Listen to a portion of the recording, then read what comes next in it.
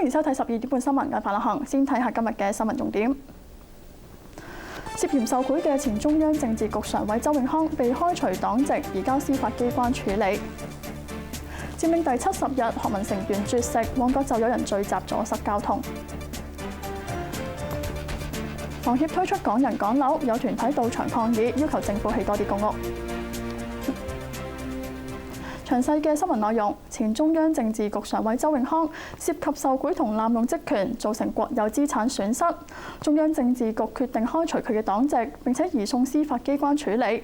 最高人民檢察院已經立案偵查，將周永康拘捕。當局更加首次披露佢泄露黨同國家機密。孫兆笈報道。中共中央政治局會議審議並通過中共中央紀律檢查委員會關於周永康嚴重違紀案的審查報告，決定給予周永康開除黨籍處分，對其涉嫌犯罪問題及線索移送司法機關處理。中央電視台同新華社喺午夜報導周永康被開除黨籍同埋逮捕。中央政治局係喺琴日嘅會議作出決定嘅。報導指出，經過調查，周永康嚴重違反黨組織同埋保密紀律，利用職務便利為多人謀取非法利益，直接或者通過家人收受巨額賄賂、濫用職權，幫助親屬、情婦同埋朋友透過經營活動獲取巨額嘅利益，構成國有資產重大損失。佢又泄露黨同埋國家機密，違反廉潔自律嘅規定。佢本人同埋親屬收受他人大量財物，又同多個女性通姦。新華社嘅報導並冇提到周永康案會唔會喺法庭公開審理。當局對周永康案嘅調查歷時1年，由舊年中央政治局常委會聽取中紀委調查報告開始，打破中共刑不上常委嘅慣例。71歲嘅周永康係石油派系出身，曾經喺石油企業工作超過30年。2007年喺中共17大晉身權力核心，出任中共中央政治局常委同埋中央政法委書記，掌管情報、公安、武警同埋司法系統，權力好大。佢喺前年離任。亞洲電視記者孫食勤報道。人民日報發表評論員文章，話通過查處周永康案件，深入推行反腐敗鬥爭，堅持凡腐必反，除惡務盡。孫食勤再報道。今日出版嘅《人民日報》指出，中共中央政治局開除周永康黨籍，同埋將佢移送司法機關處理嘅決定，充分表明以習近平為總書記嘅黨中央堅定不移維護黨嘅團結統一，同埋懲治腐敗嘅堅強意志以及態度，充分體現黨堅持黨紀國法面前人人平等、反腐並冇禁區嘅原則。評論指出，治國必先治黨，治黨務必從嚴。中國社科院中國廉政研究中心副秘書長高波認為，中國共產黨唔相信特權，亦冇特殊嘅共產黨員。從周永康案睇到，建構嘅係一種零容忍反腐敗嘅新常態。無論職務有幾高，如果觸犯黨紀國法，必將會受到懲處。對中國正喺度進行緊嘅全面深化改革，係起到非常之重要嘅導向。亞洲電視記者孫食勤報道。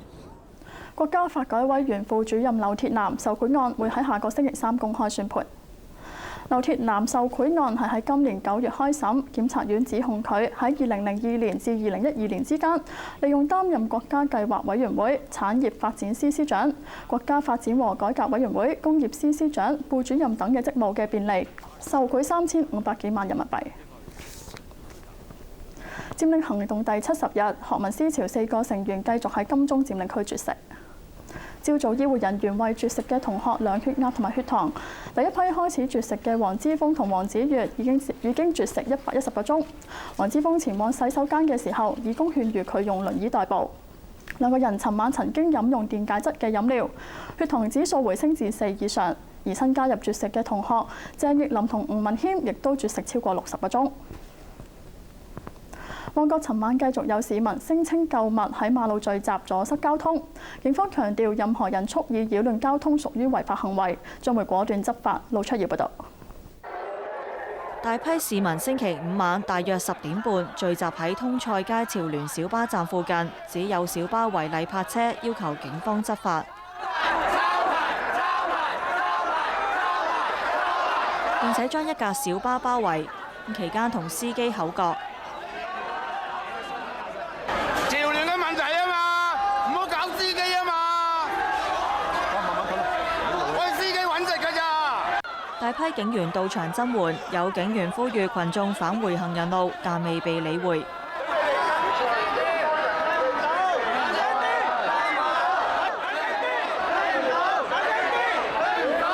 警員在場調停之後，小巴最後成功駛走，人群喺近凌晨3點鐘陸續散開。而警方發言人話，由尖旺區議會同警務處等等嘅政府部門一直關注區內交通問題，警方會繼續密切留意情況，如果有車輛構成嚴重嘅阻塞或者危險，會採取適當嘅執法行動。而過百個市民早前喺彌敦道同亞皆老街一帶徘徊，聲稱要買嘢，有部分人拎起黃色雨遮，警員在場戒備維持秩序。亞洲電視記者盧卓瑤報導。房屋協會推出第3個俗稱港人港樓，只係準持香港身份證買家認購嘅樓盤，今日開售。朝早大批成功認購嘅人士到場揀樓。蔡子璇報導。環青山道成功認購人士分批以先到先得嘅形式，朝頭早9點起開始揀樓，排頭位嘅買家8點鐘就嚟到。自住啊，用家嚟。係啊，葉生你一家人住嘅。唔係個女啊，到時睇下啲靚單位啊，冇預算。亦有買家認為房協嘅安排有改善空間。係咯，有啲混亂咯，我覺得。所以你幾點嚟到排隊㗎？嚟咗都係半個鐘到啦。房協收到4000幾份認購申請，超額近30倍，意味住每個單位平均有31位準買家爭奪。房協今次標榜港人港樓，規定每位準買家必須持有香港身份證兼1人1票，每人限購1伙，又唔接受以公司名義入票。有市場人士相信，買作自住嘅買家佔80%。有地產代理相信港人港樓措施可以刺激買樓氣氛，而中型單位較受歡迎。咁啊，見到啲中小型物業嘅個剛性需求咧都好緊要。咁啊，啱啱開始揀樓啦。咁我估計咧係啲2房咧先最受歡迎嘅。咁啊，大概如果客人咧，我哋琴晚咧作個統計，喺我哋公司嘅飛量嚟講咧，有80%都係買2房嘅。咁啊，嗰類咧都係希望買到啲400萬至500萬嘅單位。今次推出嘅樓盤預計2015年9月入伙，係房協推出第3個港人港樓嘅項目。每個單位面積由399尺至667尺，由1房至3房不等，實用面積尺價大約萬幾蚊。現場有4個團體，大約10幾人到場，抗議房協新推出嘅項目昂貴，令到市民難以負擔，要求政府興建更多嘅公屋。亞洲電視記者蔡子璇報導。古物諮詢委員會通過沙中線土瓜灣站以人手進行古井再重置嘅方案。主席林筱魯話：採用呢一種方法，考古專家有機會深入剖析古井，有助了解歷史。盧卓耀報導。古物諮詢委員會決定保育喺港鐵沙中線土瓜灣站發現到嘅宋元時期古井，將其中一個唔完整嘅古井會先移除再重置。主席林筱魯解釋，古井相信係喺晚清同民國時期興建，引水道部分嘅結構已經受損，所以用人手拆除之後再重置，考古專家就可以解剖古井，有助了解歷史同埋文化意義。香港嘅宋元古井就唯一一件呢係有晒呢個考古解剖嘅一啲嘅資料，咁喺嗰個歷史文化教育意義嚟講呢，喺佢哋嘅角度呢，係會更加強嘅。佢又話，委員會討論過程當中，絕大部分嘅焦點都放喺文物價值，但係承認鐵路開通同公帑嘅使用，亦都係考慮因素。就算喺日前嘅討論呢，我哋都冇特別去就住嗰啲數字去做一個對比。我哋嘅同事，我唔敢話完全。絕大部分嘅焦點就係頭先我講緊嘅，講嗰個文物價值。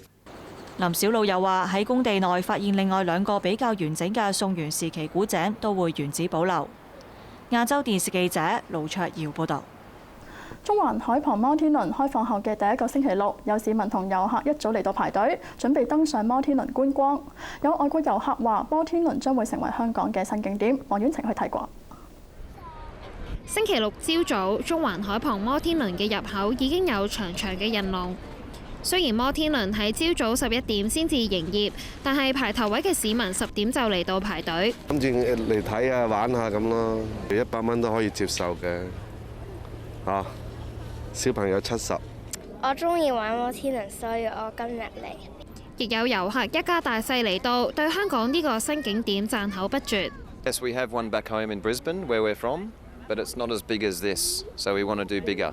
So this is the best. 海洋公園前主席盛智文亦特意前來參觀。This is more like the wheel in London, the London Eye, and one in Bangkok. And so I think that it's a different comparison, different experience. But I think for the waterfront, for people who want to come to Central and instead of occupying Central, they can occupy the wheel. 佢相信摩天輪將會成為吸引觀光客嘅新景點。亞洲電視記者黃婉晴報導。超強颱風黑格比繼續逼近菲律賓東部，預料今日夜晚登陸，當局加強戒備，疏散沿岸地區50萬居民。陳永欣報導。黑格比將會喺菲律賓中部地區登陸，掠過舊年受到超強颱風海燕重創嘅地區，然後向西北移動，經過首都馬尼拉南部。當地氣象局預料，黑格比可能會帶嚟高達5米嘅洪水。當地政府吸取舊年海燕吹襲時候發生嚴重災情嘅教訓，嚴加戒備，疏散幾十萬沿岸居民，又派工人修剪樹木，防止強風吹倒樹木壓傷行人。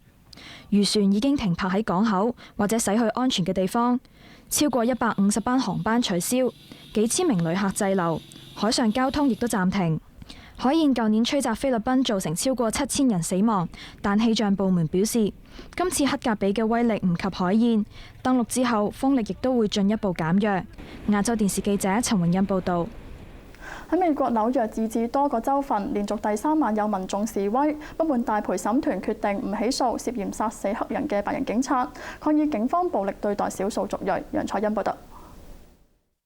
喺密蘇里州入夜之後，有幾千名示威者佔據馬路，躺卧喺地上面阻塞交通。有示威者高舉雙手，示意警員唔好開槍，唔好用暴力對付黑人同少數族裔。兒童類嘅示威場面過去3日未有停止過。自從紐約大陪審團裁定唔起訴一個白人警員涉嫌將一個買私煙嘅黑人箍頸致死之後，大批示威者就上街抗議，唔少示威者倒卧地上模仿遇害者。示威浪潮亦都蔓延到華盛頓同芝加哥，幾百人由傑克森大道遊行至市中心，沿途有警察維持秩序。亞洲電視記者楊彩欣報導。美國總統奧巴馬提名卡特出任國防部長。奧巴馬讚揚卡特係處理國家安全事務嘅領袖，面對一連串嘅挑戰，相信有超過30年經驗嘅卡特絕對可以升任國防部長一職。現年60歲嘅卡特曾經擔任共和民主兩黨嘅秘書，受到兩黨嘅尊重同信任。佢早喺前總統克林頓任內已經加入國防部，喺2011年至2013年間出任副國防部長，有採購國防軍備以及管理龐大國防資金嘅經驗。預料呢一項任命會順利獲得參議院通過。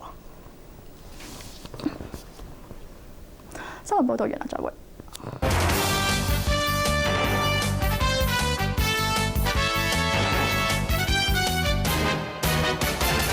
2015亞洲電視新生活，融入社會，融入你我新生活，新生活新路向，頻道全面大革新。